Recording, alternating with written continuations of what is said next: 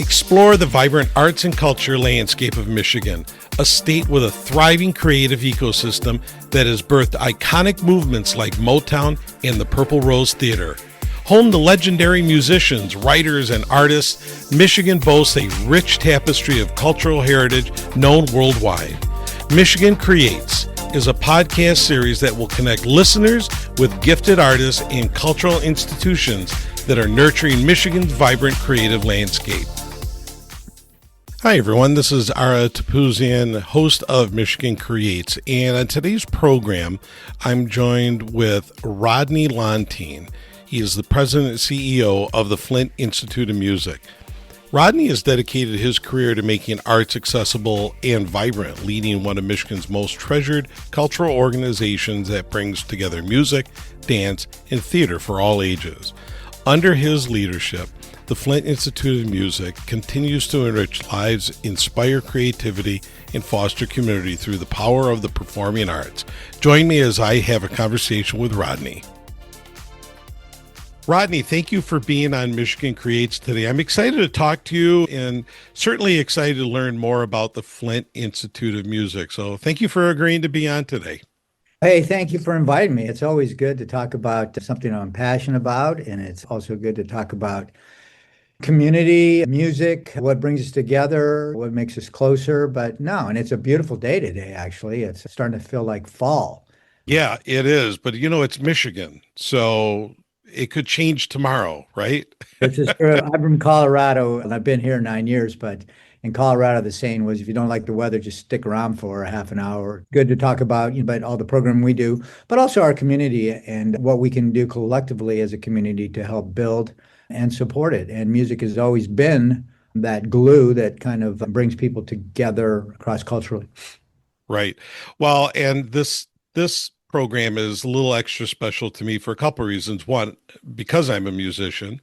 Two, I have been at FIM in the past, so I've seen just the architectural beauty of what's going on, and I really do like highlighting Flint. I think in general, there's a lot creatively going on there, and so this is going to be really interesting to talk to you about. You already said you've come to Michigan by way of Colorado. Maybe give the listeners a little bit of a background on you coming to Michigan and falling into this role as CEO. Yes, I'm a Colorado native. I went to the university system there, the regular public schools. But no, I ran an arts organization in Colorado for many years. We did a lot of concert promoting, visual arts, outdoor sculpture, community events, and I did a lot of work with the Colorado Symphony Orchestra. I've always had an affinity to orchestral music and symphony. So from that, I was asked to come out here to look at Flint in the Flint Institute of Music. They were looking for a new CEO. And a friend of mine had mentioned that there was an opportunity out there, and he knew my interest in symphonic music and the symphony orchestra. And he said, hey, they do have a symphony that's been around for over 100 years. He goes, you might want to check it out.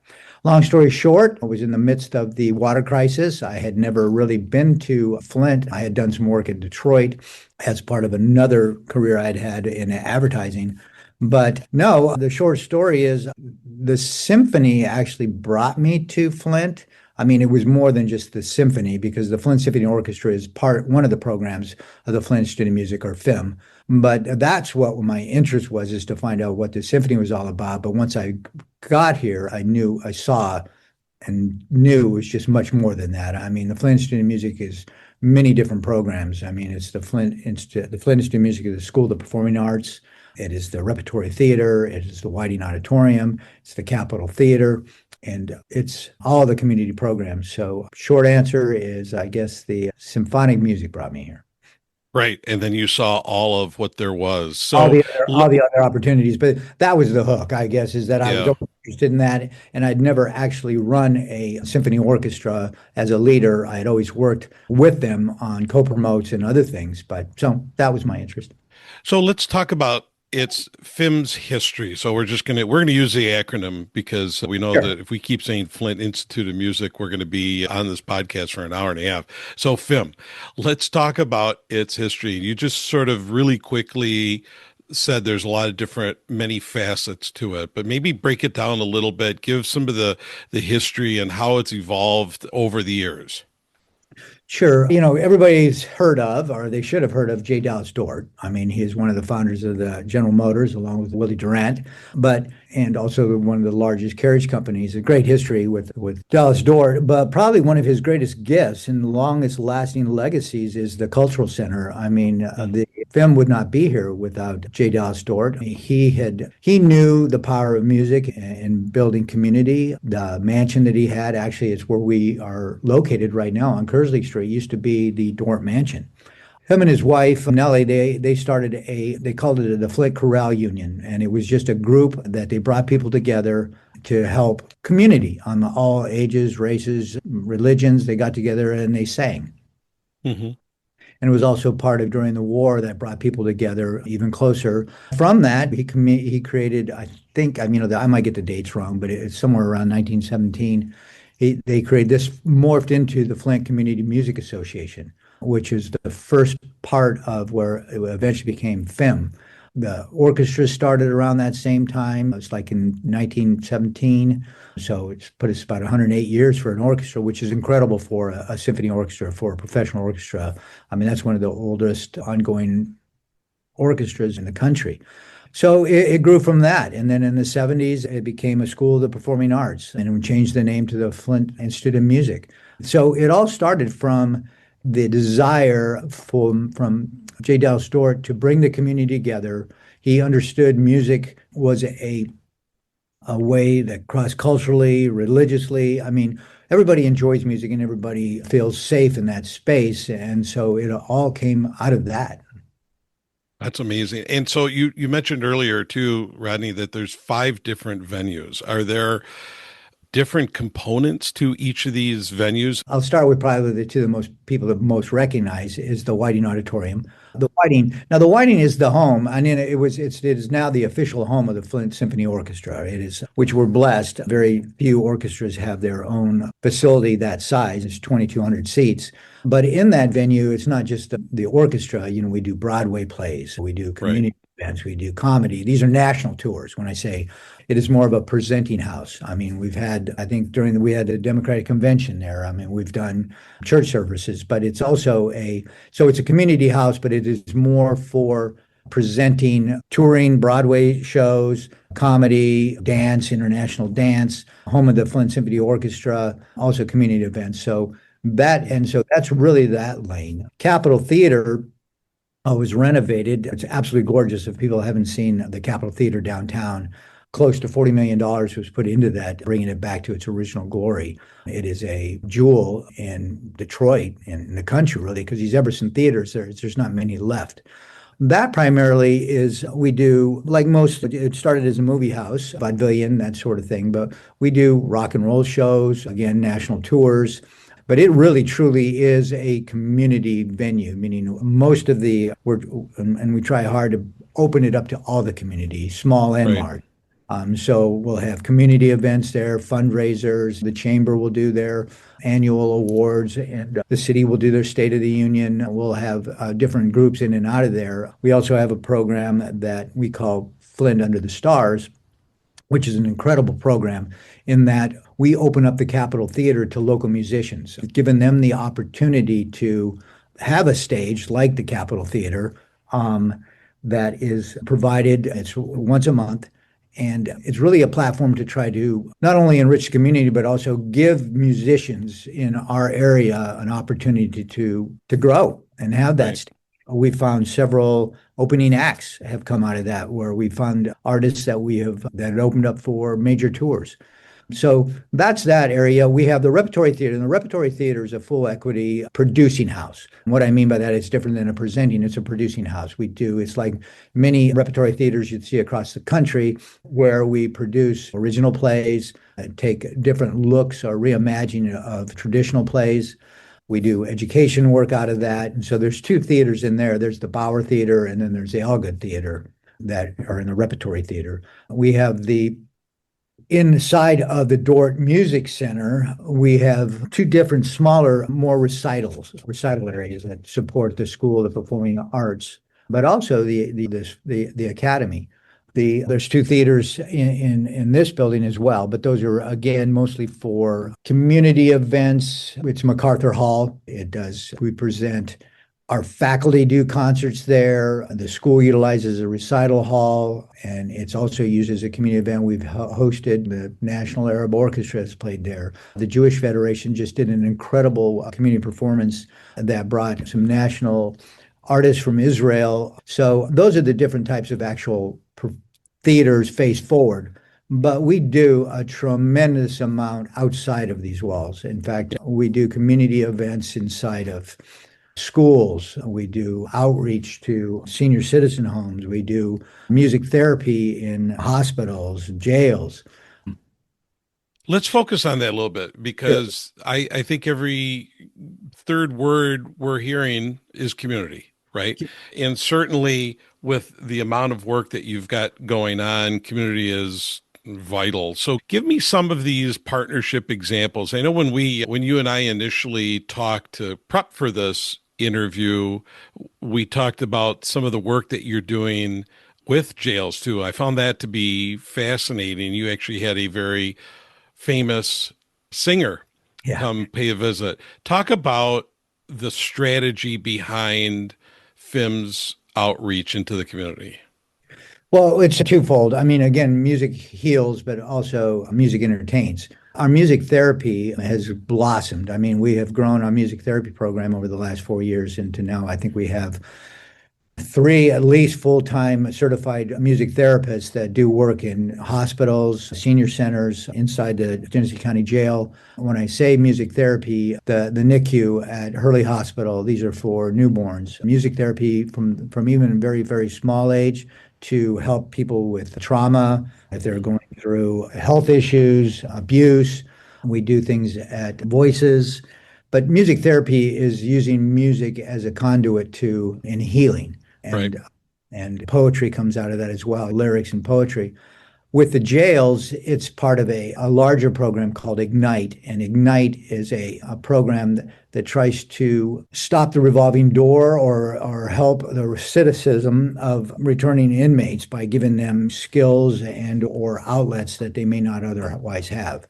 We're probably the first jail that has a full recording studio inside the jail where we teach beats, we teach Avid training.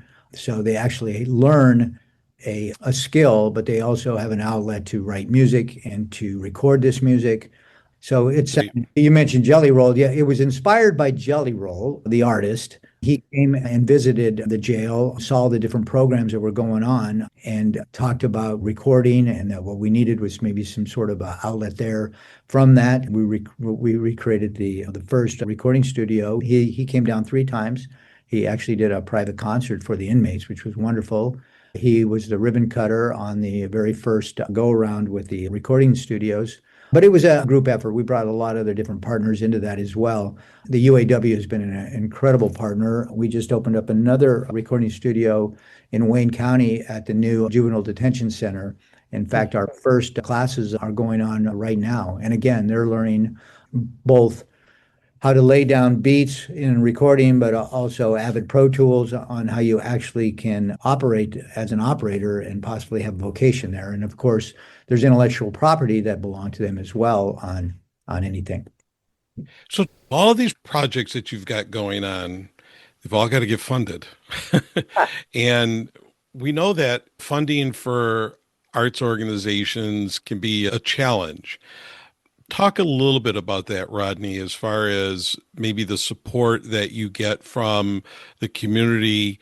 Are you partially funded, your programming funded by any kind of millage because you're in Flint? Talk about some of those challenges and opportunities that you've been faced.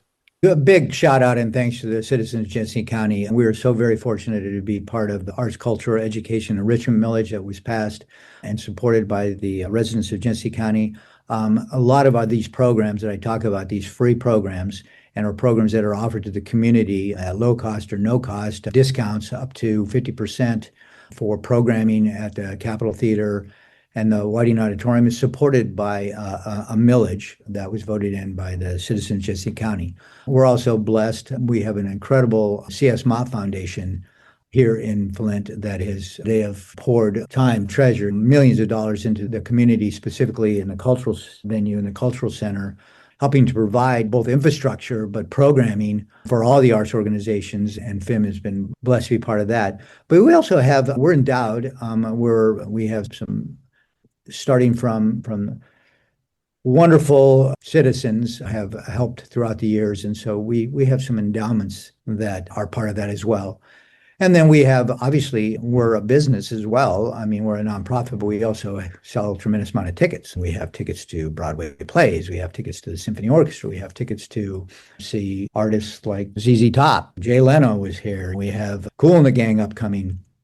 So a lot of different facets. And then there's sponsorships through businesses, individual donations. This is such an incredible community in that, and I've lived in many different places in the country, and this community truly, truly cares, and they give for the right reason. They believe in their community. They believe in the arts. They believe in the healing power of the arts. They believe in the educational power of the arts.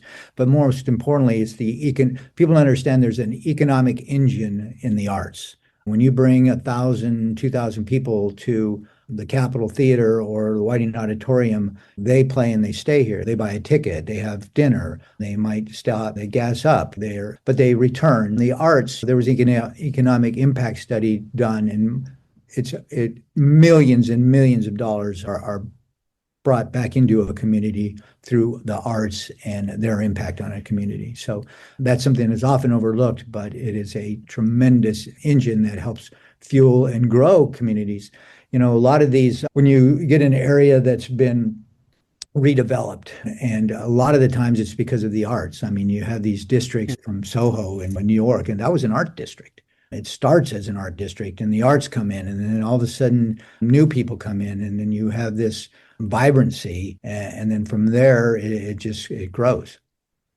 Such an important point, Rodney. I'm glad you made that, because I think, to your point, not everyone, a lot of people can overlook the impact arts has on a community, and especially Flint.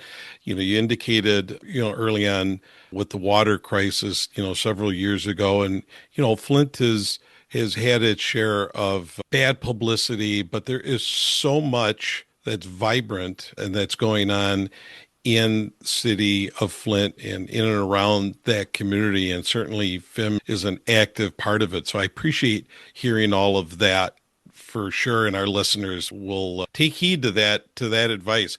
So I hate to ask the question, what's next? And I say I hate to ask because you've got a lot going on. I don't know that there's ever a dull moment on your end, but I got to imagine you're looking into the future of doing some new and different things. Anything that you can share? Well, we're constantly, and the FIM has undertaken a tremendous amount of growth in the last 10 years. We're we're 3 times the size that we were. I mean, we have over 700 employees. Last year, we had over 23,000 engagements across all the programming. I mean, that's 23,000 engagements. That's anything from classrooms to concerts. That includes 100 plus concerts we put out. That is all the community events we do out there. That translates to well over 300,000 people that we reach annually. Just continue to focus and grow the program we do, be a part of that economic engine that's going to help all boats rise with the tide. Flint has a historic, incredible history, and it was giants walked. I likened it to Simi Valley, where you have literal giants. It changed the whole industrial revolution. So it's a proud, wonderful place to be. But it's had national, lots of communities have things that happen. There's ebbs and flows in all communities. Flint, I love it, and the fact that I can go anywhere in the world and say I'm from Flint, and they automatically know where it is. And now, they may not know, they know water. That's first and foremost, the water. But that gives you an opportunity to discuss. It gives you a platform as well. Right now, you can talk about all the good things, that are happening in Flint, all the great things. If you had a picture of Flint in anybody's mind versus what's here and what's on the ground, and it's such a culturally rich, vibrant community, it's night and day. So we need to utilize that, I guess, infamousy or famousy or whatever you want to put it to our benefit. Because right now, Flint probably has some of the best water in the world. All the work and the money that was put into rebuilding the infrastructure, it's an incredible community, and it does care and it does give back. And there's some incredible foundations. I mentioned the Ma Foundation, but there's some incredible people and stakeholders that truly believe in where we're going. And I'd be remiss. We do have a lot of history with the symphony. History is tracing all the way back to 1917 with J. Dallas Dort and the founding of this.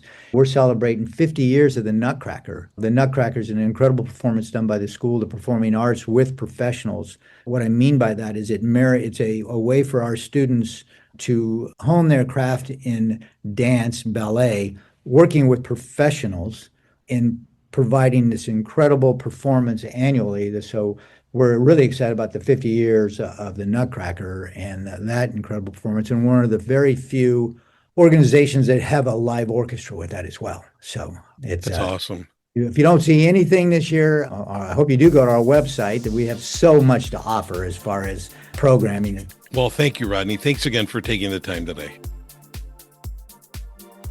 Thanks for tuning in to another episode of Michigan Creates. We hope you've had fun diving into the creativity of our state. From Motown melodies to artisanal wonders, Michigan never fails to dazzle. But hey, the creativity doesn't stop here. Connect with us online, subscribe to our channel so you don't miss new episodes. Help us spread the word and also share your own artistic stories. So until next time, I'm Ara Topouzian, and I want you to keep those musical instruments in tune, keep those paintbrushes moving, and keep those cameras rolling. Remember, in Michigan, the only limit is your imagination. Stay creative.